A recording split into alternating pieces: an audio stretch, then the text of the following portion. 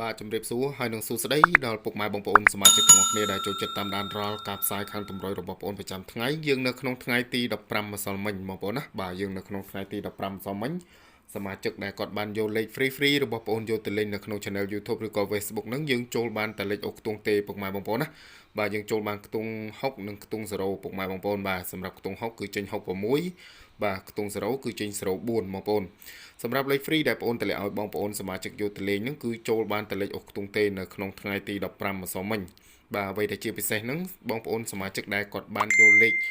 របស់បងប្អូនយកទៅលេងណាគាត់ធ្វើការចុះឈ្មោះចូលលេងជាមួយបងប្អូនគឺគាត់បានហេងបងប្អូនណាបាទគាត់បានហេងនៅក្នុងថ្ងៃទី15ម្សិលមិញពេលយប់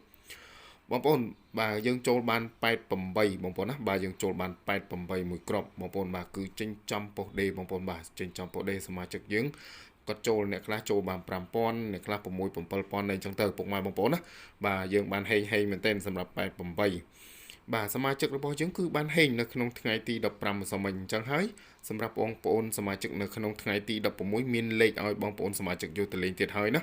សម្រាប់ថ្ងៃទី16គឺមានលេខច្បាស់2គ្រាប់បងប្អូនណាបាទមានលេខច្បាស់2គ្រាប់បាទ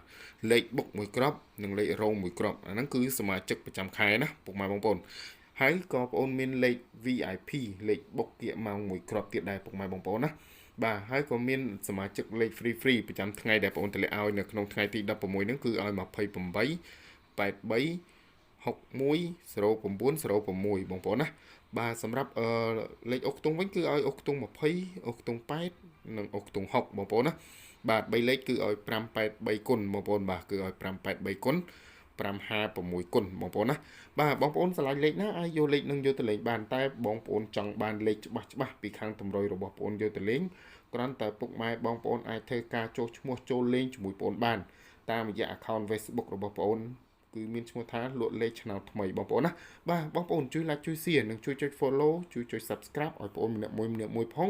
បងប្អូននឹងទទួលបានលេខច្បាស់ពីខាងតម្រុយរបស់បងប្អូនយកទៅលេងប្រចាំថ្ងៃតែម្ដងបងប្អូនណាបាទឲ្យបងប្អូនសមាជិកយើងហេងទាំងអស់គ្នាបាទហេង